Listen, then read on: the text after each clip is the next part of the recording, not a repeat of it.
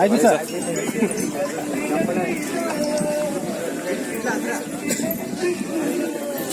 ಸಾಹೇಬ್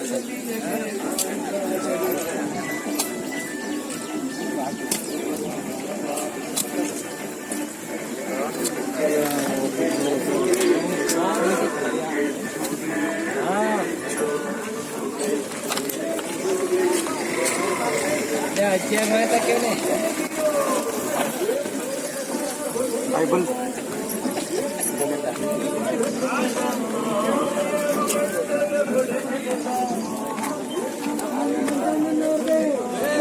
ನಮ್ಮಲ್ಲಿ ಮಂಚಾನವ್ರಿಗೆ ನಮ್ಮಲ್ಲಿ ಮಂಚಾನನಿಗೆ ಮಾದೇಶ್ವರ ಒಳ್ಳೆಯದಾಗಲಿ ಒಳ್ಳೆಯದಾಗಲಿ. ಬಂದಿರತಕ್ಕಂಥ ಪೊಲೀಸ್ ಅಧಿಕಾರಿಗಳೇ ಮತ್ತು ಪತ್ರಿಕೆ ಮಾಧ್ಯಮಗಳು ಎಲ್ಲರಿಗೂ ಕೂಡ ನಾನು ಇವತ್ತು ಒಂದು ದಿನ ಒಂದು ಶುಭ ದಿನ ಅಂತ ಒಂದು ಹೇಳಿದ್ರೆ ನಾವು ತಪ್ಪಾಗಲಾರದು. ಯಾಕಂತಂದರೆ ನಾವು ಸುಮಾರು ಕಾಲದಲ್ಲಿ ನಾವು ನಮಗೆ ರೋಡ್ಗೆ ಒತ್ತಾಯ ಮಾಡ್ತಾ ಇದ್ದವು.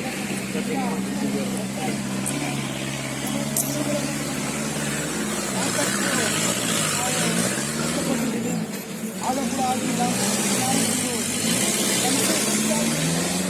ಕೆಲಸನ ಕಾಣ್ತಾ ಇದ್ದೀವಿ ನಾವು. ಮೊನ್ನೆ ಆ ಕಡೆ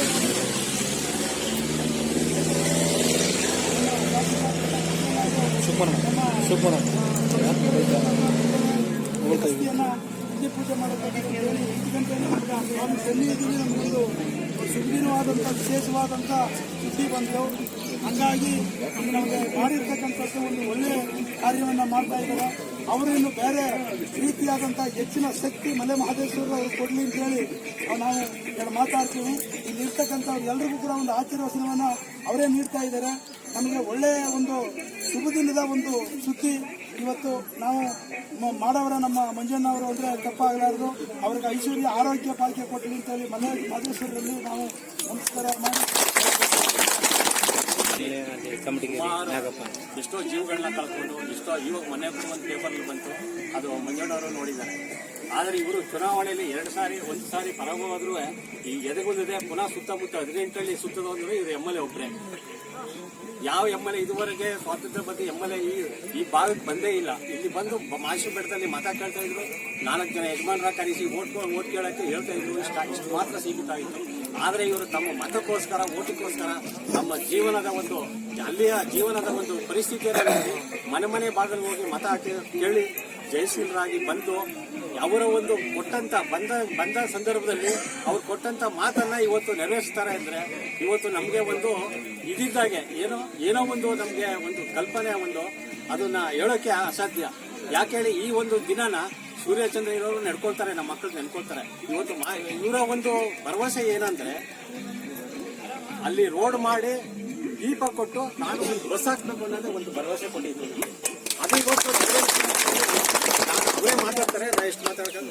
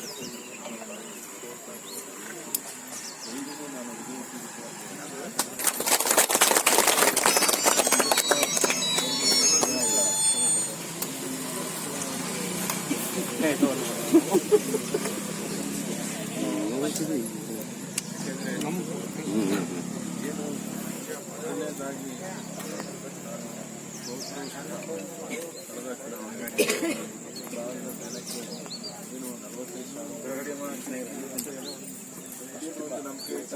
ಏನಾದರೂ ಒಂದು ಸಹಾಯ ಕಲ್ಪನೆ ಮಾಡಲೇಬೇಕಂತ ಹೇಳಿ ನಾನು ಕೆಲಸ ಮಾಡ್ತಾ ಇವತ್ತು ಎಲ್ಲ ಹಳ್ಳಿಗಳಿಗೂ ಹೋಗಿ ಅಲ್ಲಿನ ಸಮಸ್ಯೆಗಳನ್ನೆಲ್ಲ ನೀರುವಾಗಿ ಹಬ್ಕೊಂಡು ಏನಾದರೂ ಮಾಡಲೇಬೇಕು ಅಂತ ಹೇಳಿ ತೀರ್ಮಾನ ತಗೊಂಡು ಮತ್ತೆ ಸ್ಪರ್ಧೆಯಲ್ಲಿ ಒಂದು ಅವಕಾಶ ಮಾಡಿಕೊಟ್ಟಿಲ್ಲ. ಆ ಋಣ ತೀರಿಸ್ತಕ್ಕಂಥ ಸಮಯ ಮೊದಲನೇದಾಗಿ ಗೆದ್ದ ಒಂದು ಪ್ರಥಮ ಬಾರಿಗೆ ಮುಖ್ಯಮಂತ್ರಿಗಳು ಬಂದಾಗ ವೇದಿಕೆಯಲ್ಲಿ ಅವರಿಗೆ ಮನವಿ ಮಾಡಿದ್ರು. ಈ ಥರ ಈ ಹಳ್ಳಿ ಸುತ್ತಮುತ್ತ ಗ್ರಾಮಗಳಿಗೆ ರಸ್ತೆ ಇಲ್ಲ, ಕರೆಂಟ್ ಇಲ್ಲ, ಮೂಲಭೂತ ಸೌಕರ್ಯ ಇಲ್ಲ, ಏನಾದರೂ ಮಾಡಿ ನೀವು ಅವಕಾಶ ಮಾಡಿಕೊಡ್ಬೇಕು ಅಂತ ಹೇಳಿದಾಗ ಅವರು ಅದನ್ನು ತದನಂತರ ಪ್ರಾಧಿಕಾರ ಸಭೆಯಲ್ಲಿ ಆ ವಿಷಯನ ಪ್ರಸ್ತಾಪ ಮಾಡಿದಾಗ ಅದಕ್ಕೆ ಸಂಪೂರ್ಣವಾಗಿ ಅನುಮೋದನೆ ಹಣ ಬಿಡುಗಡೆ ಮಾಡಲಿಕ್ಕೆ ಅವಕಾಶ ಮಾಡ್ತಾರೆ. ಅದು ಅವರು ಮತ್ತು ನಮ್ಮ ಡಿಸ್ಟ್ರಿಕ್ಟ್ ಮಿನಿಸ್ಟರ್ ಅಂತ ವೆಂಕಟೇಶ್ ಇವರಿಬ್ಬರೂ ನನಗೆ ನಿಲ್ಲಬೇಕು.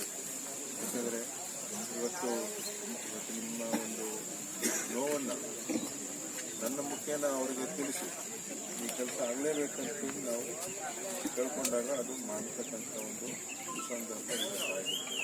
ಏಕೆಂದರೆ ಕರೆಂಟದು ಪಾಲರಲ್ಲಿ ಪೂರ್ಣಗೊಳಿಸಿದ್ದೀವಿ. ಈ ಉಳಿದಂಥ ಎಲ್ಲ ಗ್ರಾಮಗಳಿಗೂ ಆದಷ್ಟು ಬೇಗ ಏನು ಆ ಕರೆಂಟ್ ವ್ಯವಸ್ಥೆ ಆಗೋದಕ್ಕೆ ಏನಾದರೂ ಅಡೆತಡೆ ಇದ್ದರೂ ಸಹ ನಾನೇ ಕೂಡ ಬಂದು ಅದಕ್ಕೇನು ಸಮಸ್ಯೆ ಪರಿಹಾರ ಮಾಡಬೇಕು ಅದಕ್ಕೆ ನೋಡಿ ನಿಮಗೆ ಮನೆಗೆ ಕರೆಂಟ್ ಬರ್ತಕ್ಕಂಥ ಕೆಲಸ ಅದಾಗತ್ತೆ. ಜೊತೆಗೆ ಇವತ್ತೇನು ರಸ್ತೆ ಆಗಬೇಕಂತೇಳಿ ನಾವು ಒಂದು ತೀರ್ಮಾನ ತಗೊಂಡಿದ್ವಿ. ಆ ತೀರ್ಮಾನದಂತೆ ಮೊದಲು